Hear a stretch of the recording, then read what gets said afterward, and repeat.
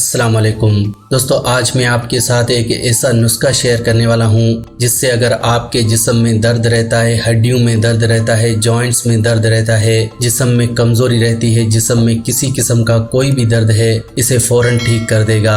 अगर आप इसकी एक खुराक भी लेते हैं तो आपको खुद अंदाजा हो जाएगा कि एक खुराक से माशाल्लाह कितना फर्क महसूस होता है।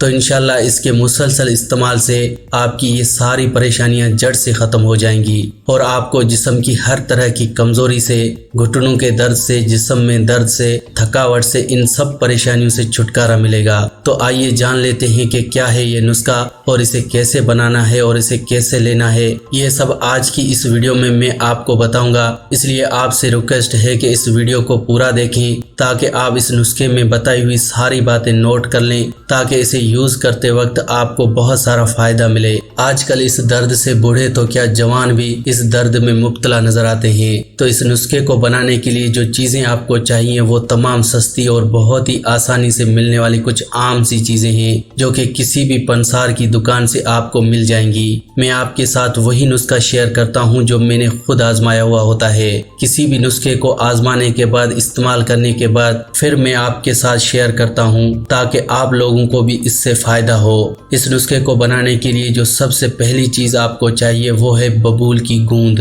गूंद बबूल ये आपको पंसार की दुकान से बहुत ही कम कीमत में मिल जाएगी। आप 250 ग्राम बबूल की गूंद ले लीजिएगा। दूसरी चीज जो आपको चाहिए होगी वो है गूंद कतीरा। इसका यकीनन आपने नाम सुना ही होगा। बहुत सारे लोग इसे गर्मी के मौसम में शरबत बनाते वक्त इसे इस्तेमाल करते हैं और आपने इसे सिर्फ 50 ग्राम लेना है। ये हैं वो दो चीजें जो आपके इस मर्ज को जड़ से खत्म करेंगी। एक बार फिर नोट कर लें कि बबूल की गूंद आपने लेनी है 250 ग्राम और गूंद कतीरा आपने लेना है 50 ग्राम। बस ये दो चीजें चाहिए होंगी, वो आपने किसी भी पंसार की दुकान से ले लेनी है। ये दोनों चीजें आपको 30-40 रुपए में ही मिल जाएंगी। आप परेशान न हो, ये इतनी महंगी नहीं होती। अब आपने इन दोनों चीजों को गर्म तवे पर रखकर 1 चम्मच देसी घी डालकर हल्का सा ब्राउन कर लेना है। अगर देसी घी न हो तो आप इसमें कोई भी ऑयल यूज कर सकते हैं, इसका कोई इश्यू नहीं है। बस आपने इन्हें थोड़ा सा ब्राउन कर लेना है